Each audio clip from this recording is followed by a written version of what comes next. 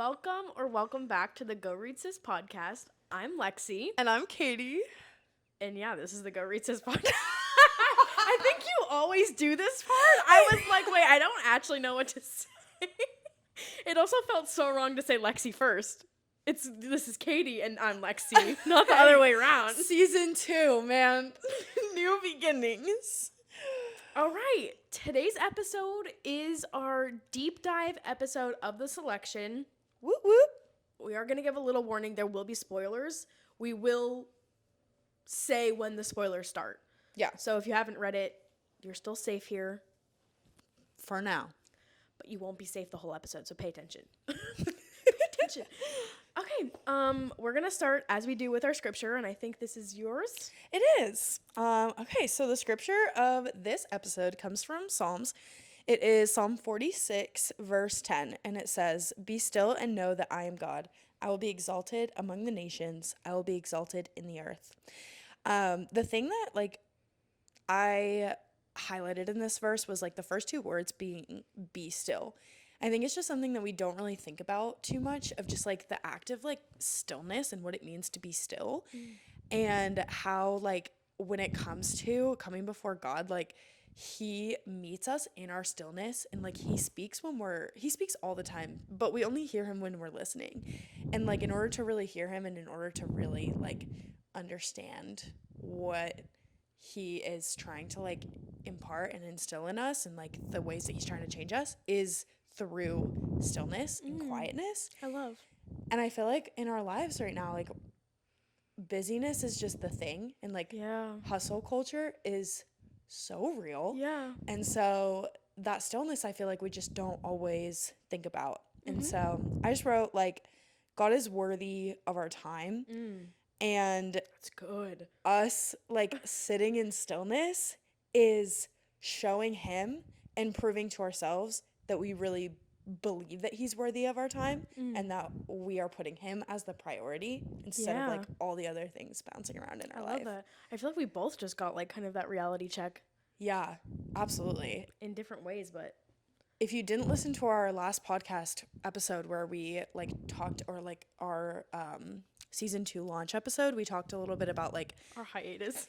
Yeah, our little sabbatical from the podcast.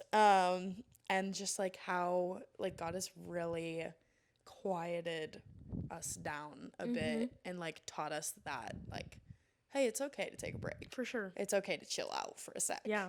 I love that you picked that verse after just talking about that. Yeah. Love. All right. Are you ready? I'm ready. Okay. Are you ready? I'm always ready. All right. Our game/question is, we're going to be fan casting 3 characters from the selection, obviously. We are going to start with Miss America Singer. I personally think the only right answer is Sadie Sink. But if you have a different answer, I'd love to hear it. The only other person I could see... Oh, I can see her face, and now her name was in my brain, and it just left me. What is she in? It literally came into my brain, and then it was gone immediately. Oh man. Okay, I actually have another one though, which is I don't know her name, but the girl who plays the main character in The Queen's Gambit. Did you watch that show? I didn't, but I see it on Netflix all the time, so I do know what you're talking about. You know who I'm talking about? She reminds me of the girl who played Foxface in the Hunger Games. Oh, okay. Who I could also see, if she was still the age she was in the Hunger Games, playing America Singer. The girl is Anna Taylor-Joy. Okay. But specifically with her red hair, she has in The Queen's Gambit. I love. Yeah. She just has such a she has big eyes and a very sharp jawbone kind of thing. And yeah, she just gives, I feel she gives America. Okay. Yeah. I love. Yeah. There you All go. right. Next, we have Prince Maxton. However you say that. Yeah. honestly, when we sat down and were picking the characters, we couldn't remember how he was described. But we since find out we're looking for someone blonde, shaggy hair, sharp features. Prince Charming-esque, if you Very. will. So, who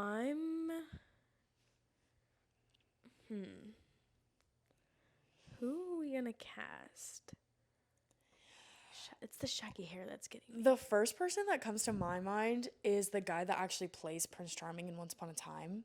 Do you know who I'm talking about? But like as a young, like 16-year-old. yeah, it's what's his name? Oh my gosh, his name is Ben in the show. Oh, I don't know. I didn't watch it, but I think. Oh, really? Do you know who I'm talking about? Yes, I know his face. It's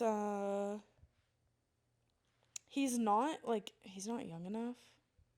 I think I might have someone. Oh my gosh. No, not him. Maybe his name isn't Ben. I don't know. He plays Charming. Do like Once Upon a Broken Heart cast? Okay, I have mine. I'm gonna do Noah Lalonde.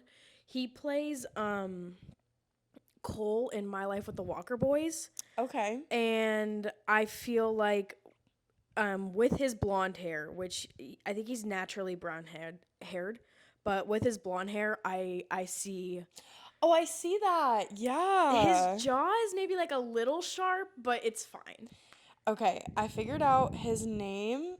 Oh, it was David in the show, not Ben. Not That's sure. close. Not sure where I got that. Close enough. That's what he looks like in Once Upon a Time. Oh, for sure. Literally that perfect. is Prince Maxton as a 30-year-old or Yes. however old he is. Yes. Like, go look up. I love. If you don't know what I'm talking about, look up David is his character name. His face shape is much more similar to what I think. Right. The actor's name is Joshua Paul Dallas. Okay. Yeah. I love. That's Those are who both good answers, I feel like. Yes. All right. Yeah. And our last cast is Aspen Ledger, who is the boyfriend before she goes to the castle. I actually have a really good one for this. Okay, I'm glad you do, because I don't. What? Okay, you go ahead. Mine is a young Milo Ventimiglia, however you say his last name. Who is that? That's Jess from Gilmore Girls. Yeah. Oh, go ahead.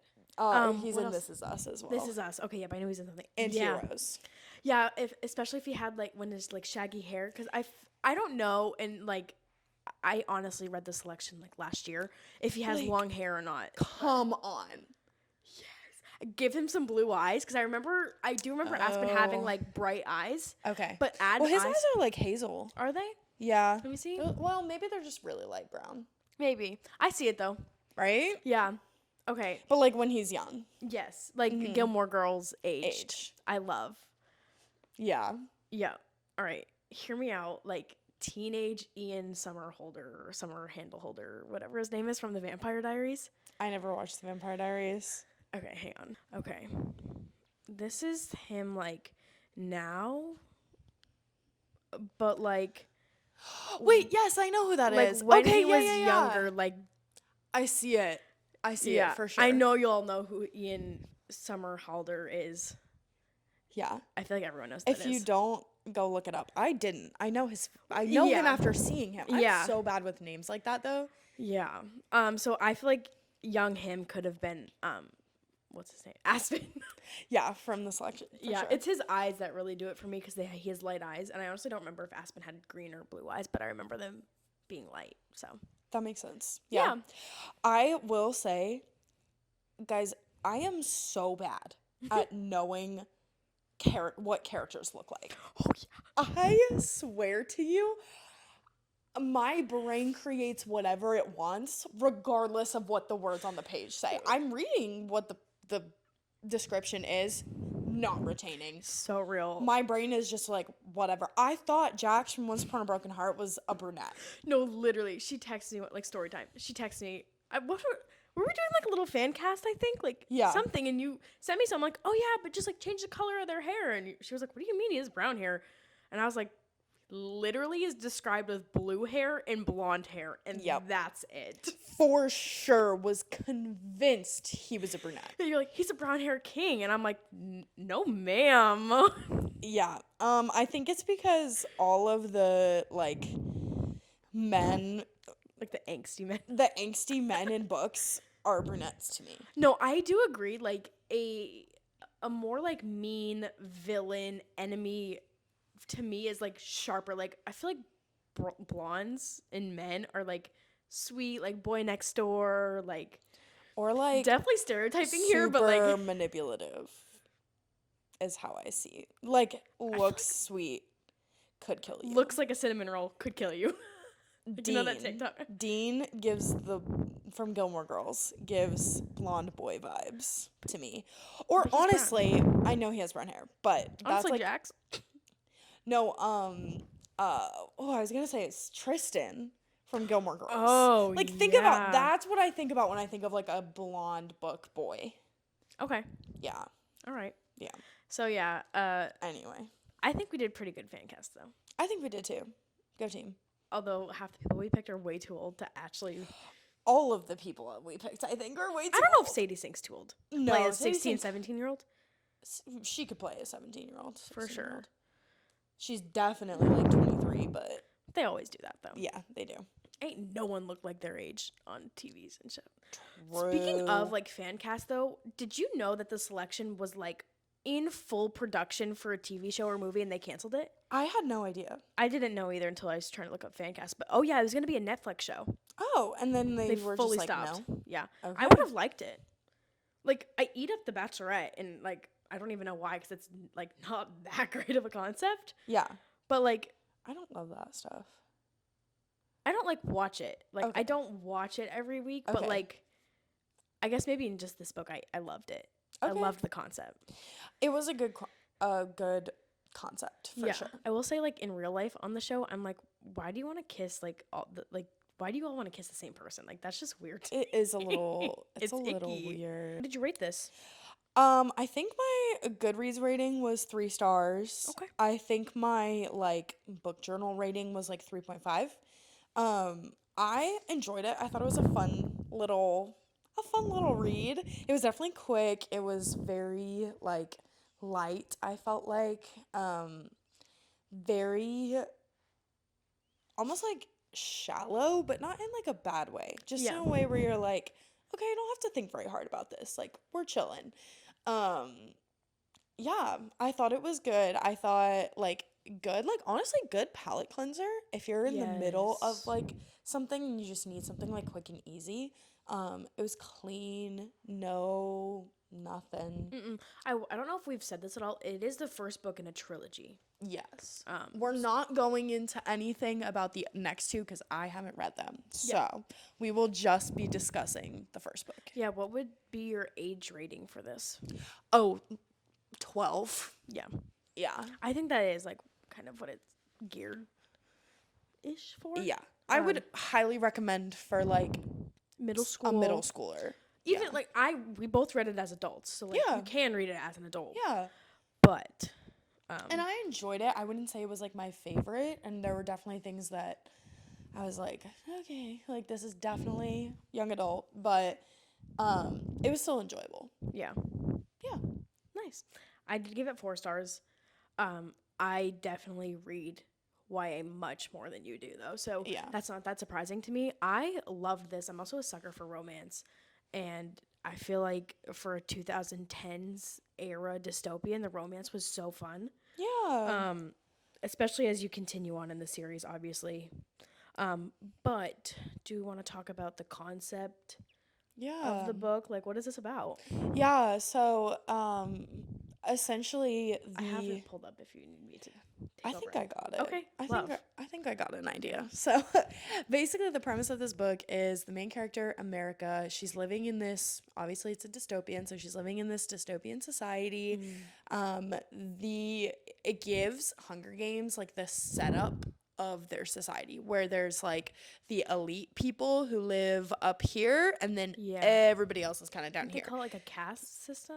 Yeah, something like that. There's like what 1 through 8? Yeah. So similarly to the Society of the Hunger Games, Very much. the people who are not like the top tier people, they are not living great.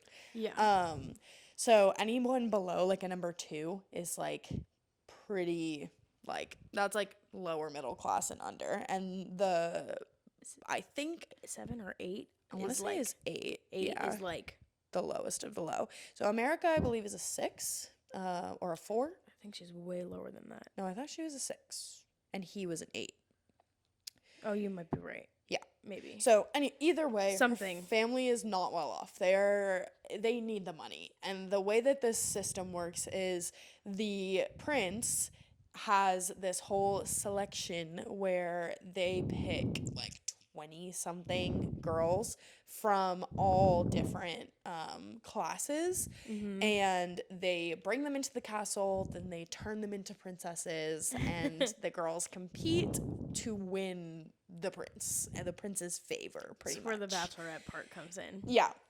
It is very much bachelorette Yes. meets Hunger Games. The other part of this, though, is that the girls who are competing in the selection, they're paid for their participation. So money is sent home to their families while they're in the castle living their best life as a princess, and they're also being taken care of in the castle. So the big reason America even enters this to begin with is her family is down on their luck and they really need the money. So that is pretty much the setup of the story, and we follow America and like her trip to the castle and her whole situation with the other selected girls, her meeting the prince. She does have a little boo back home. I am not the biggest fan of love triangles, which may have also been why I didn't love the romance in this. That's so real. Because I was just getting like a little bit of the ick with the love triangle situation that was kind of happening. It's not really a love triangle. Like, they're not in the same place really at all, the three of them, like for most of it. But it does give love triangle vibes, and I don't always like that. So, yeah. That's what the book is about. Those are my, like, non-spoiler thoughts. If you have not read The Selection, stop. This is your fair warning. Spoilers we are not ahead. responsible for any spoilers you may or may not get if you decide to keep listening. We're going to talk about the book and deep dive into it. Yeah. So, I'm ready. Let's do it. Yeah. Do you have any initial thoughts right off the bat? What were your thoughts can and we feels? talk about how the love interest, whatever the heck his name is, at home Aspen? is like horrible? I did not like him. He was like a whiny baby to me. Like, be a man. So horrible. Be a man. I didn't like him at all. I felt like the whole Does he situation. go into the castle? Huh? Yeah. Okay. Yeah. Yeah, he like shows up at the castle as like As a guard. or Okay, something. yes. Yeah. So weird, first of all. What?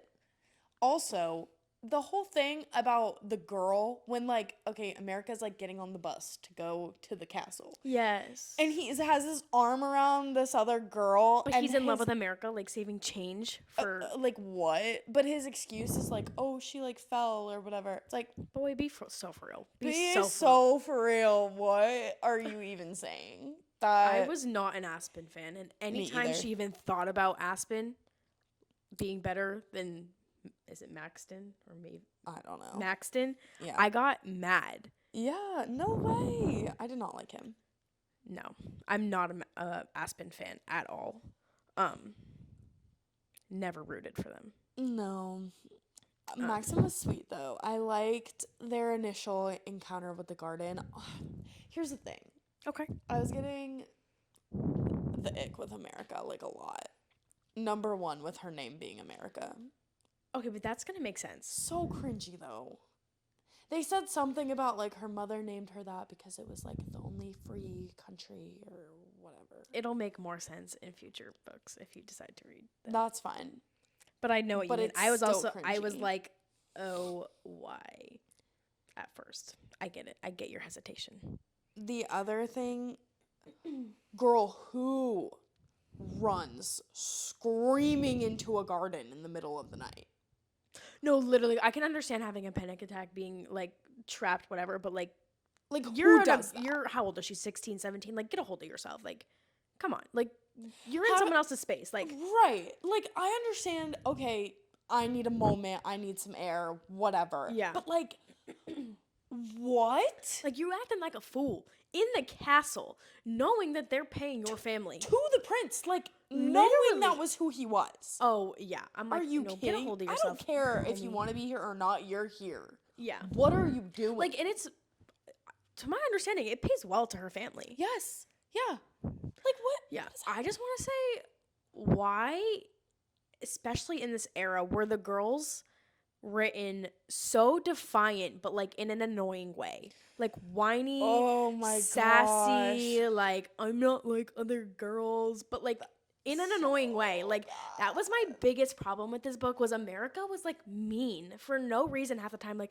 Maxton was so nice to her and she was so mean to him. Absolutely. Yes, I completely agree. I do think like there was so much like a lack of appreciation for the situation that she was in. Yeah. And like just an immense amount of like immaturity. And Yes. obviously I get she's supposed to be like 16, 17, but she's also portrayed to be like a leader in her home. Yes, and like in she's her providing household. for her home. Yes, she's working a job to help like support her family. She's got a little sister, like she is big sister. Yes. She does not give big sister vibes. No. She gives like little whiny baby of the family. Yes, and I understand being upset with the situation. Like there is a classism issue going on in this book. Absolutely. The lower castes are not being treated fairly. They're not getting the resources they need to survive. I understand being mad, but I felt like she also needed to understand that Maxton was also 16 and had nothing to do with the way the caste system was. Absolutely. And if it were me, I would want to win him overly so I could be a big influence to change the caste system. Yeah, absolutely. I feel also that like the opportunity, she just had no appreciation or understanding of the opportunity that she had there. No. It's like, okay, yeah, you want to marry for love. I understand that. Also, though, if you chose to put your name in the selection. That's the thing. I don't care. It was not random. Why you picked, like why you made that decision, even if it was because your boo said that you should. I don't care. You chose to do that. You made that conscious choice to put your name in there. So why are we now like in this situation? Why are we not making the best out of the situation? Exactly. Like it's not like there's some books where like let's take the Hunger Games for example. Katniss did not have a choice. She was she did volunteer. I forgot about that, but you know what? Like she didn't have a choice. No, like she didn't. In her mind, she didn't. America filled out paperwork Correct. to go into this competition. And she thought she was like, there's no way I'm not gonna win. Like, I'm this dungy girl from whatever. But like, but it doesn't matter. Like, no, you went in, like, you don't do something thinking there's no way. Right. And then you get in and you want to see changes, but you're gonna like be a jerk to the one person who can make the change in the future. Yes. And then Make it not make even sense. like not advocate for yourself, not Yeah. advocate for the changes you want to make, Yep. not like stand up for the people that you see that are hurting. And it's Yeah. like she does a little bit, But not in a productive way. right, not in a way that's going to actually like cause any kind of positive change. Yeah. Yeah, I think those were like the biggest things for me that were not great. Yeah. I think some things that were positive, I did like the concept of like the selection in and of itself as an interesting way to like have a dystopian society. Yes. Well, even like how the caste system was built, and I don't know if this is in the first book or the second book, so I won't talk about it too much, but like why they have it in like as the series goes on, there's other countries that get involved in stuff. Okay. So like their involvement, and for me what I really liked about this book was the attacks on the castle. Like we're getting little glimpse of like that is true. issues that aren't being talked about outwardly towards the world, but because we're in the castle, we're seeing all these attacks, and it just gets really interesting. And I am a sucker for like a protective gentleman, and the way Yeah. Maxton is like protective of America over like the other girls, like had me swooning. I did really enjoy the breadcrumbs of politics that were kind of sprinkled in this. I also appreciate the way that the issue of classism was handled by the author and portrayed in this way, because I think it paints a good picture of the danger of having this kind of separated society. Yeah. And how it affects our unity as a society to create such like distinct separation between classes, and like to also say that because you make this much, or like because you make so much or so little, it is a defining factor of who you are. Yep. And I think it's good commentary on what could also be happening in our current society of like, there is this stigma behind how much money you make, and like for sure. if you make more, there's this identity and this idea of the, like, I am, you know, whatever because I make more. I was actually listening to a podcast yesterday, a different podcast, and they were talking about like the whole podcast was your career, your finances, but the like little mini conversation that they were having had to do with marketing, and how like marketing tactics are all just kind of like a scheme.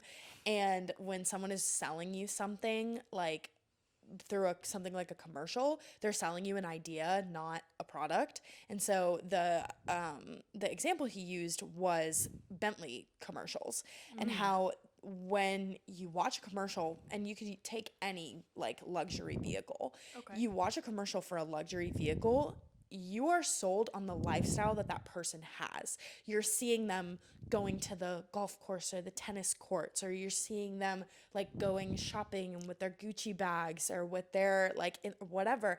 And it's sold this idea of like, if I have enough money to afford these things, then my identity or my like where I'm at is gonna match up with like that lifestyle, and that puts me like at a point that's better than where I am right now. Yeah. And like I look better, or like my life looks more appealing if I am like at this like higher class, like, and living this like, oh well, if I have a luxury vehicle, then I'm high class and I have this like, or even like just wanting to be perceived as having that high class, that luxurious lifestyle. because like, I mean, I know people that have like nice cars, but they spend all of their money on their nice car, so they don't have like anything else, so they don't do anything else, but they just want to be perceived as having a certain lifestyle. And I think that even like was portrayed in the book well too, where it's like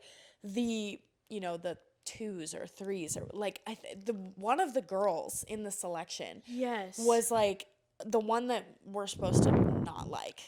Celeste? I forget. I think so, yeah. Where she's just like this bratty little princess Celeste. of a 2 or whatever. Yeah. And it's like her family actually isn't that well off, but they have enough that they can like throw out some money to make it look like, hey, I'm perfect. I have the best life. I have all these things, and it makes me better than you. Right. And it makes like my identity secure because I have all of these things. Yeah, I think we definitely see a lot of different types of people in these books. We have like very humble, like, I will give America some credit. She was annoying, but she knew her upbringing wasn't great, and she was like, I am coming from nothing being in this castle. Like, even like their first feast, and she's like, okay, you mean to tell me there's like people starving where I am, and y'all are like eating like this? Like, it is really interesting. Yeah. Yeah, I did really I enjoyed that side of it. Yeah, it's good.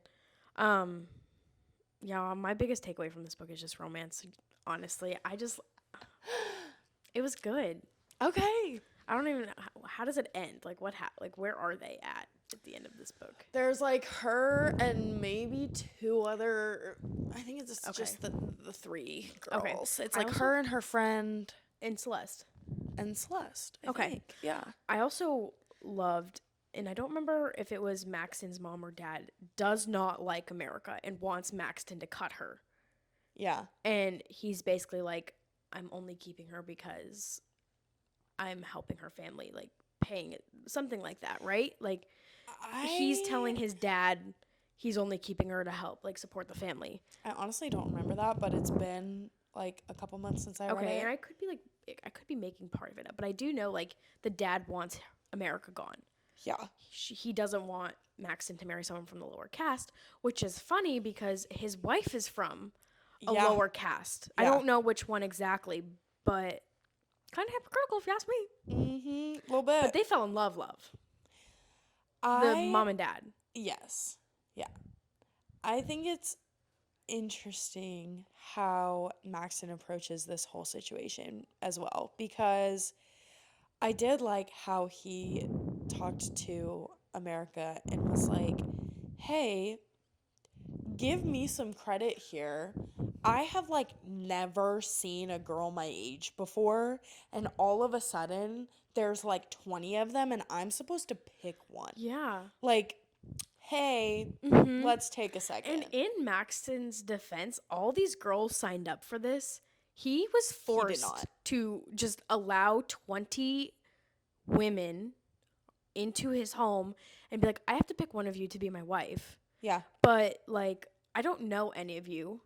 And I don't like any of you. I don't know any of you. Like, all of them know Prince Maxton to some degree because he's been in the public eye their whole lives. Yeah. He doesn't know any of them. Mm-mm. He doesn't know, like, who is saying or doing what, like, behind their, like, of course, all the women are putting fronts up in front of him because they want to marry him. Right. And he doesn't know who has, like, ill intentions or anything. And he's just going based off of feelings. And he doesn't even want to. Yeah.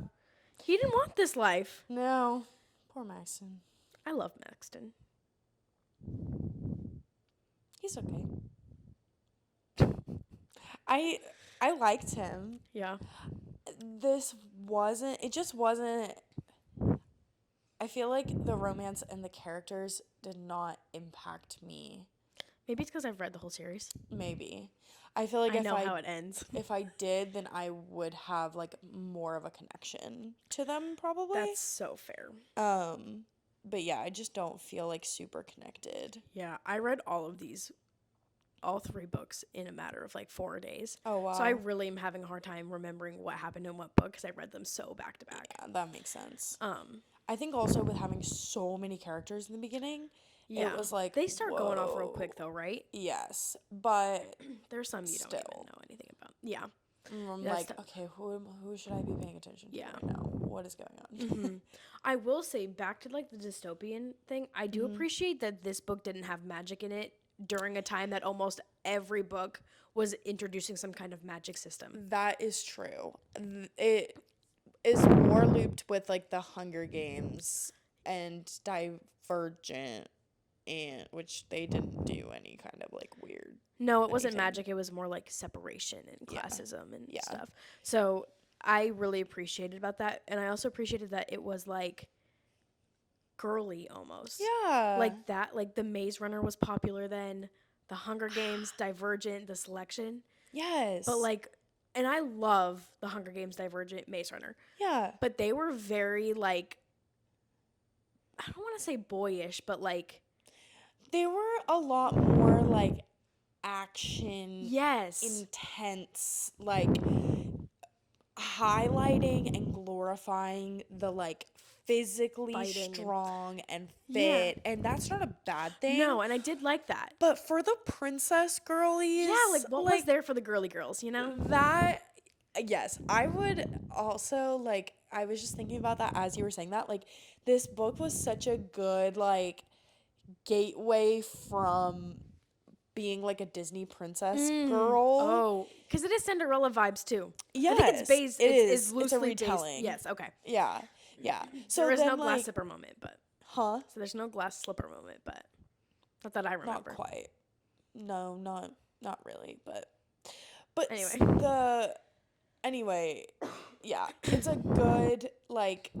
Okay, I'm a Disney princess kid, and because it's a young adult novel, like you could transition right into this as like a middle schooler coming out of your Disney princess phase and be like, I just discovered Yeah, because there's like the ball gowns. She has maids to help her get ready. The vibes are hair, the so makeup, cute. the balls, the dancing, yeah, The vibes are so cute of this book. really cute. Like I wouldn't want to be in the selection, but I would love to be like In their going little into the world. castle. Yeah. Well, I wouldn't want to be in the cast, but like going to the ball, like all of that stuff, or even like watching the news reports of like the girls in the selection, Yeah. and I think it just would have been a fun vibe. Yeah, I agree.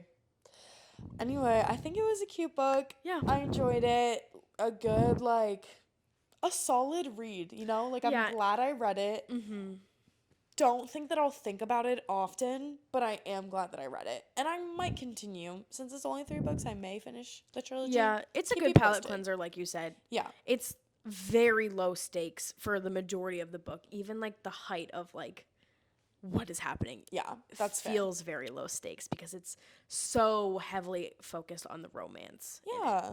Yeah, I may continue. I have not been, I think I said this like off camera, but like I've not been in a super YA kind of mood lately, but that always changes with I me. wish I could get out of a YA mood so I could read some hard hitting books.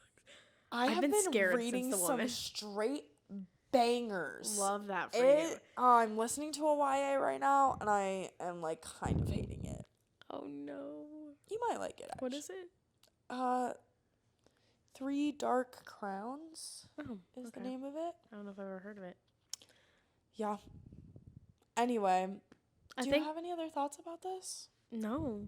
I I think don't I'm good. think this was our deep dive. Yeah. Thanks for joining us for our deep dive. I hope you guys could follow along, and if you have any thoughts about anything we said, or you have some strong opinions, please let us know because I would love to hear y'all's like theories or opinions or anything like that. Absolutely, yeah. Please tell us. All right, our last segment is our recommendation prompt, and today's prompt is if you liked the selection, what book would you recommend based on liking the selection? Caraval. Okay, yeah, I see it. Yeah. The whimsy, the romance, the dresses. Yeah. I see it. Yeah, not like quite the same, not the same type of writing necessarily, but a similar vibe. Very. I think I would say A Fragile Enchantment. I believe it's by Allison Saft.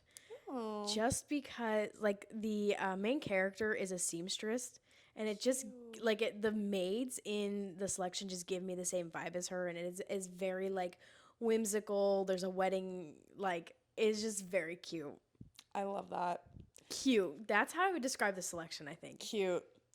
Carvel, I will, just to give like context, if you're 12, 13, would also still recommend. It's still like appropriate for a YA audience. However, I would say it's more complex than the selection in a lot of ways. Yeah. So if you like something a little more simple, Carvel's probably not your series.